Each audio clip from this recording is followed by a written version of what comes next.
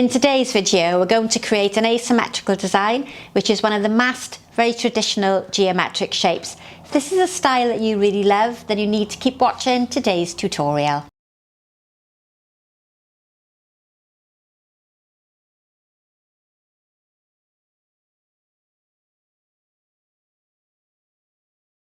Welcome back to today's video. Now, in the basic series that I'm currently running on a Tuesday, we looked at a really simple line arrangement, and I'm going to take this apart and I'm going to make it into an asymmetrical triangle.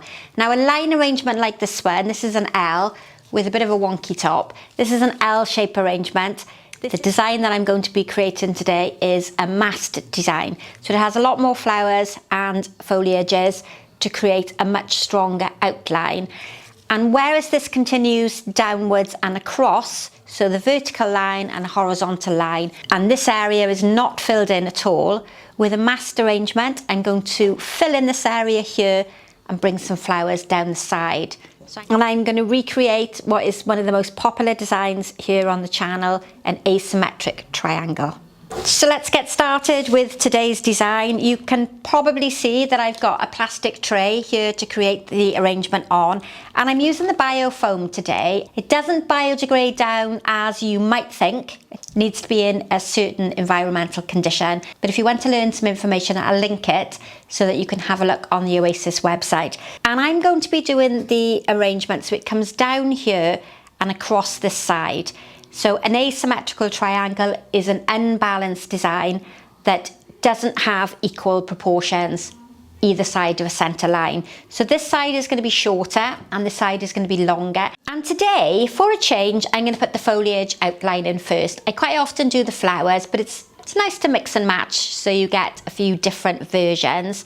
So what I have to remember is it's straight up on this side of the foam and out here to my right.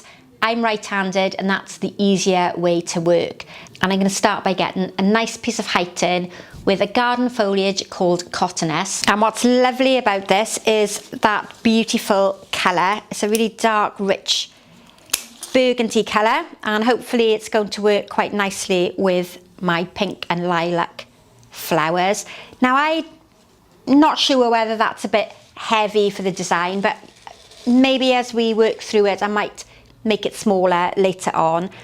But I've created the height, and now I'm going to come off to the one side. You can either go as wide on the right side or the left, depending on what side you're working. You can either go the same length as the height, or you can go slightly shorter. And I'm thinking about going slightly shorter. Some books and reference guides that you follow will tell you to do half of the distance here on the side. Some of them will tell you to do the full length. So I suppose really you need to think about the position that you're placing your arrangement in and how long you need to go with it. If you're making flowers for the back of the church, you might want to go really long, because then it will be visible right from the door and when people are entering. And then on the opposite side, which is the shorter side of my arrangement, I'm going to go much shorter. So short side, longer side, and I'm going to be filling in this area and this area here. So with another piece of my Cotinus, I'm going to bring a piece out to the front. And what I've done so far with the two pieces on the side, they're in line with this foliage here at the back. I haven't brought them to the front of my foam. I'm following along to make sure it's all lined up there. I've brought some out to the front. I've brought one out to the front that's going to start that depth, and then I've created a shorter side here with this flower, or this foliage even, in line with that material at the back. I'm not placing it forward here in the foam. It's towards the back. And what we need to try and avoid is those, you've guessed it, those wings on either side. So we have to tone this in or blend this in with another greenery or with the flowers so that we don't get those funny little arms sticking out the side. Now up at the back, I'm also going to use some of the cordyline. Oh, that's not cordyline, that's formium. I'm going to bring some formium up at the back. And one of the main reasons for me using this is because it gives a nice contrast with the very fussy cottonness at the back. And I wanted to compare it to the L shape arrangement.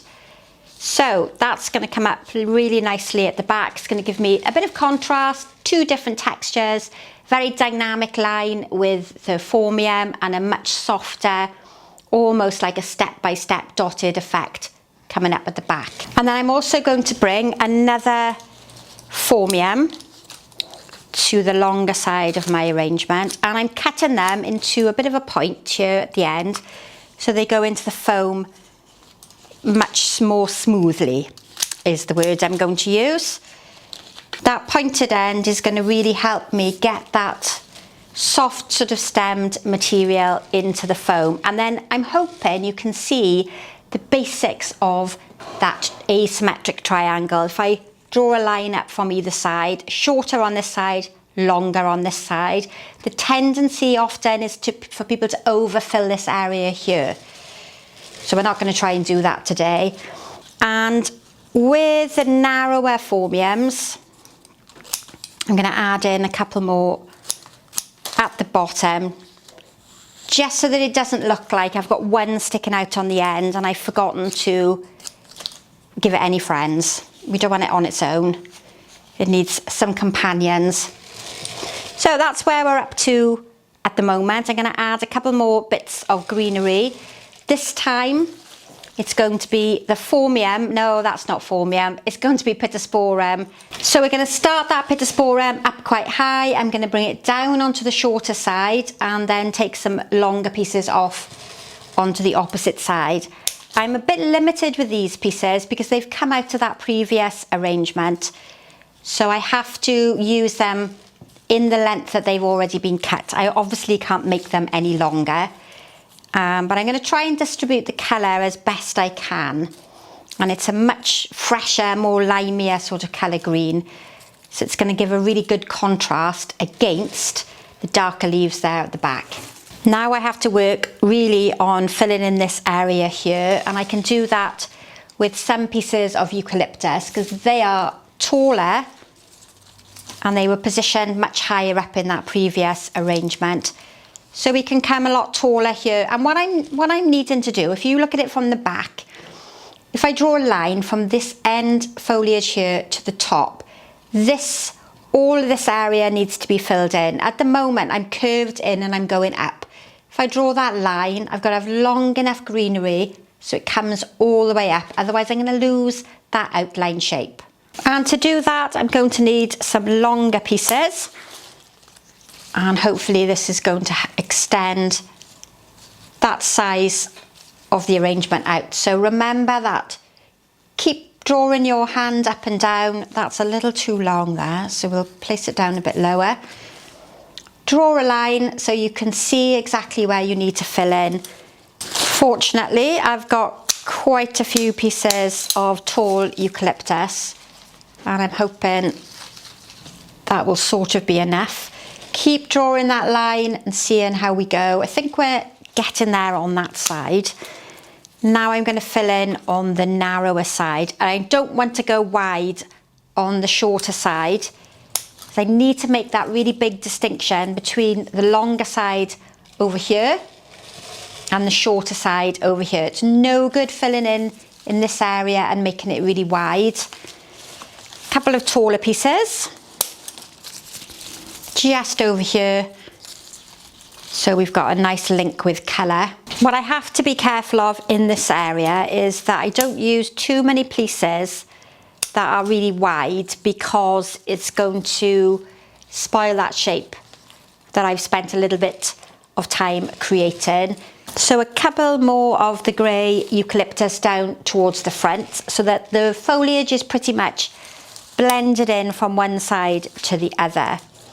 And then I'm going to just tuck some greenery in at the back. And if you don't like this bit, because this is a bit of the boring part, you can wind forward. But while I'm filling in the back, I'm going to remind you that you need to subscribe to the channel.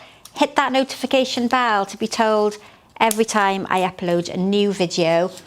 And please like and share with all your friends and your family, anybody interested in floral design.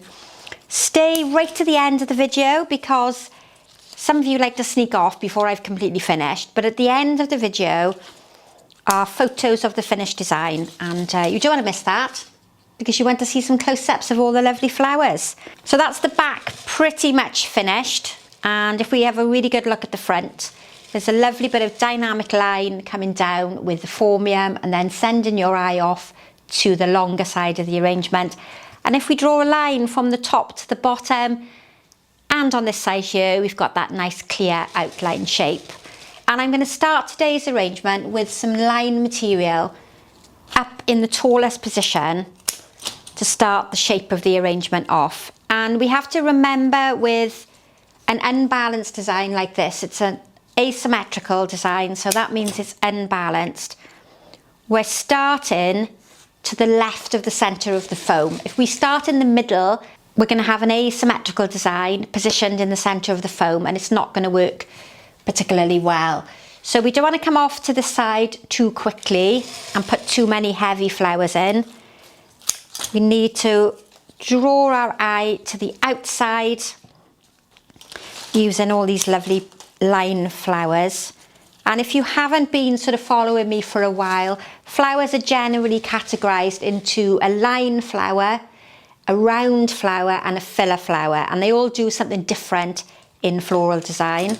And now I've created the outline, I'm going to add back in these fantastic roses.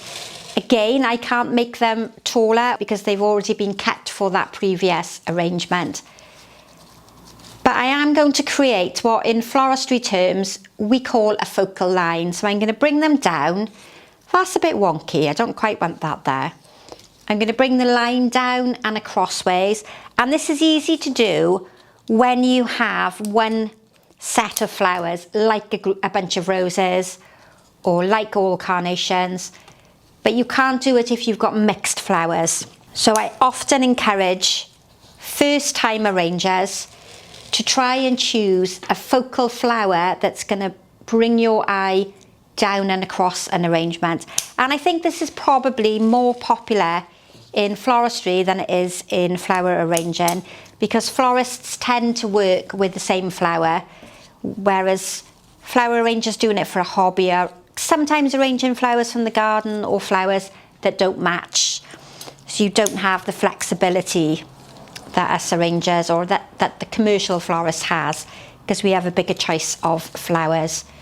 So what I've done here is I've made your eye come down over to one side, but I have left quite a big gap in the middle, and that's because I've got a larger, more dominant flower to place in the middle.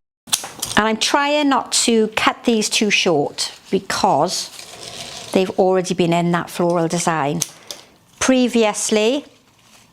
And I'm a bit scared that if I cut them too short, I've ruined them for this design. So what we've achieved at the moment is a focal line bringing the cerise pink colour down through the middle. And then we've got a gap, which we need to fill in, but the cerise then continues right to the very end. And what I'm going to use to fill the centre part in is a bigger flower. I've got two different flowers. This one is phlox. And then I've also got, aren't they gorgeous? This is Annabelle. And if you watched my garden video where I talked about cut flowers from the garden, you would have met Annabelle. And now she's going to be used in this beautiful arrangement. So the larger flowers are the more focal flowers, and they're going to be concentrated more towards the middle of my arrangement. The colour is quite dominant, but because there's that slight pink tone to it, it does help connect with my roses.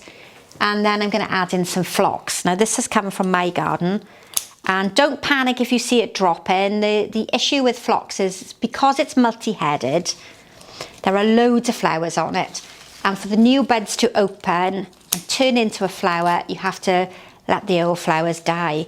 So sometimes I think people panic when they grow phlox because you do get quite a lot of flowers falling off them, but it's a really long-lasting flower in arrangements and in the garden. And I've just concentrated those around the focal point to help link all those colours together and create a more dominant section there in the middle. And I'm just going to move this one that's at the back. I'm going to bring this more towards the front and tuck it down quite low, because I think it's causing your eye to come too far over on the arrangement. That now will give it depth and it will draw your eye down into the centre, and I prefer it in that position. Now if we look at the back section, or the side section I should call it, there's quite a big gap here where the flowers finish and the foliage starts. So I need to extend the colour out with some fresh flowers, and I'm going to use very seasonal asters. Now these are in the supermarket at the moment here in the UK. Gorgeous, gorgeous flower. Another one that's really long lasting. These are going to work perfectly to bring that colour as far out to meet that greenery and really exaggerate that asymmetrical shape. Now I probably benefited with this arrangement by putting the foliage outline in first, because now I know where I need to fill in. But it's not my usual way of creating floral designs. I really love putting the focal flowers in first, but that might not be the way you work, and that's okay, because we don't all have to be exactly the same. Now because I've added the asters to the outside, I don't want the arrangement to look like I've just put asters in the back of the arrangement here. I now need to bring them to the side and to the front and to the middle. Otherwise it's going to look a bit strange that they're just there positioned at the back. So we can evenly now spread out this wonderful colour. I'm not worried about this aster sitting on top of that small rose, because that will give me that effect of recessed flowers. It'll give me those different layers. And what's really good about the asters is they are on really long stems, so you can get them right up high, and I can incorporate them on the shorter side by keeping them tucked in quite close to the rose. Now I do have one quite large piece of the phlox left, and rather than waste it, I'm going to tuck it in quite short on this side here. It's going to help cover the foam, and it's just going to peek out on one side, so there's a little bit of colour. And again, not to waste these two small little bits I've cut off, we'll just feed them in down really low. It'll help cover the foam and they won't go to waste. And I think we're nearly there. Just a couple more of the aster flowers tucked in on the one side. So I'm trying to visualise a line which creates the outline coming from the top to the bottom, and the same on this side here. One more of the aster just out towards the edge, and then I'm going to do what I normally do, just step back and have a look at it and see if anything needs adjusting. I'm just going to thin off a little few pieces of the eucalyptus on the side so that the outline shape is a bit more clearer, and I think I'm pretty much done. Quite often when I take a photo, there's something in the arrangement that I don't like, but I think that's a good example of that asymmetrical triangle. So please remember that the two designs are different. A line arrangement and a massed arrangement come under two different categories. What I've done is achieved that clear outline, so we've got a really good asymmetrical triangle shape. And if these words and terminologies that I use are confusing for you, just ask in the comment box and I can explain in more detail. I think there's a real summery mix in there, some flowers from the supermarket and some from the garden. And don't forget to stay to the end because you can see close-ups of the floral designs. Thank you as ever for watching. Hopefully you've already subscribed. If you haven't, you need to do so now. Hit that notification bell to be told every time I upload a new tutorial. Join me over on Facebook. You can look on the website to see how many courses there are, and stay to the end to see those gorgeous pictures. Thanks for watching, and I'll see you very soon. Bye for now.